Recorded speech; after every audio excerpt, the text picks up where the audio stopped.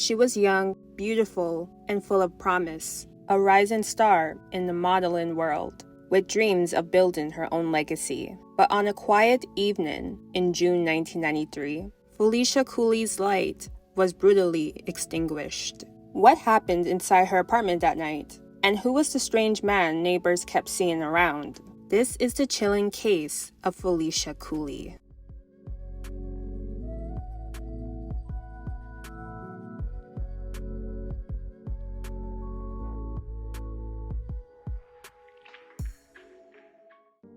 "26-year-old Felicia Cooley was an inspiring model and teacher who dreamed of opening her own business. She was a 1985 graduate of Palm Beach Gardens High. She then went to Barbizon Modeling School.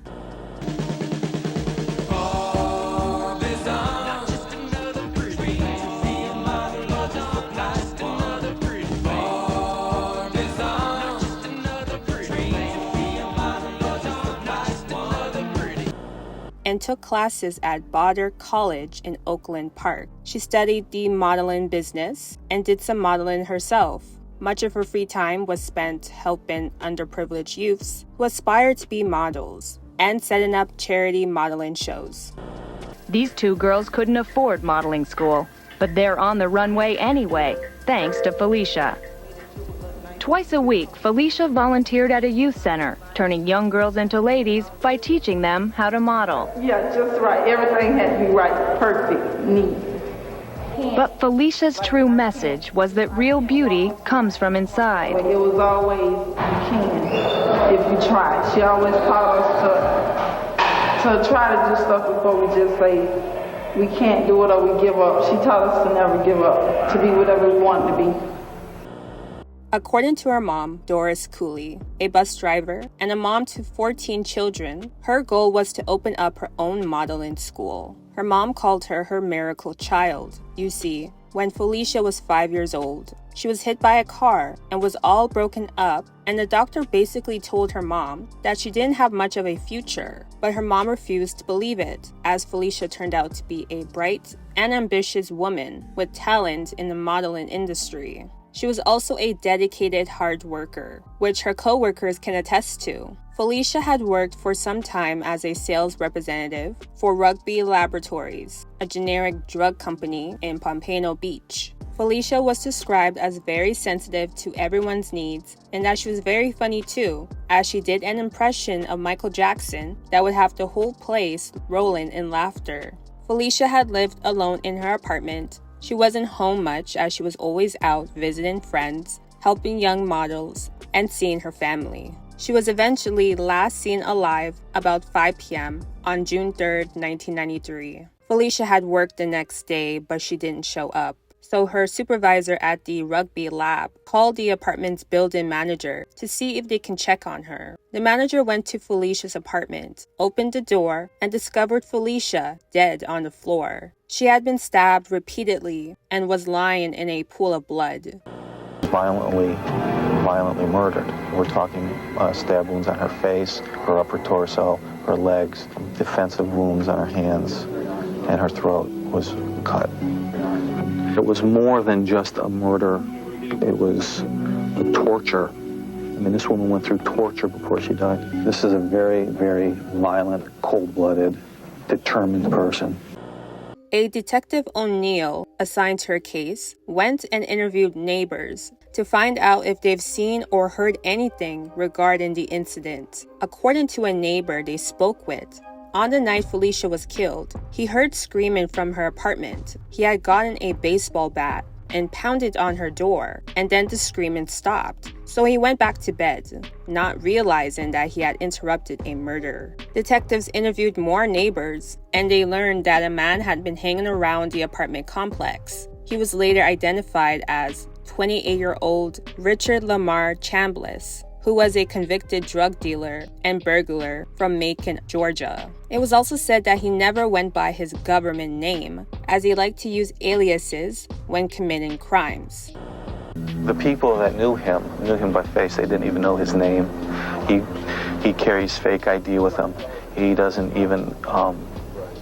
use his real name. He would brag about wanting to remain anonymous because he was going to rob again. And if he robbed, he would have to kill somebody again. And he was looking for a very weak opponent. And Felicia Cooley, unfortunately, was that person. It turned out that Richard's sister lived in the same complex as Felicia and that he had stayed with her for several months. Neighbors said the sister had kicked her brother out earlier in the year because he wasn't paying rent, but said he often came back to visit friends in the building. And during that time, he apparently took a liking to Felicia. Her being a woman with a good head on her shoulders, she was more focused on her career and didn't have time for a steady boyfriend. Felicia had told her mom that she wasn't interested in Richard and that he was a strange man who would often stare at her. She said that he made her nervous. Her mom said that she had warned her daughter several times to be careful, as she was a friendly person and she was always willing to help others. But she just didn't meet no strangers. She'd stand up and hold a conversation with you, just like she'd known you all her life. That's the kind of person she was.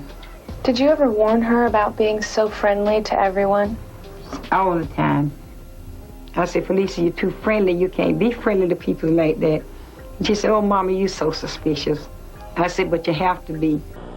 A murder warrant was issued, and Richard was doing all he could to evade arrest. But Doris was determined to bring her daughter's killer to justice. She was so determined that she planned to head to Georgia to hand out wanted posters she had printed and visiting drug dealers' hangouts, as she was told from police that the killer was hiding in one of those cities. Luckily, she didn't have to make the trip, as police in Atlanta apprehended Richard, who had been on the run for 10 months. After police got a tip, he was living in a housing project. He was charged with killing Felicia, convicted of first-degree murder, and sentenced to life in prison. Felicia's mom says that she felt like a heavy burden had been lifted off her shoulders as she has faced tragedy before in her family.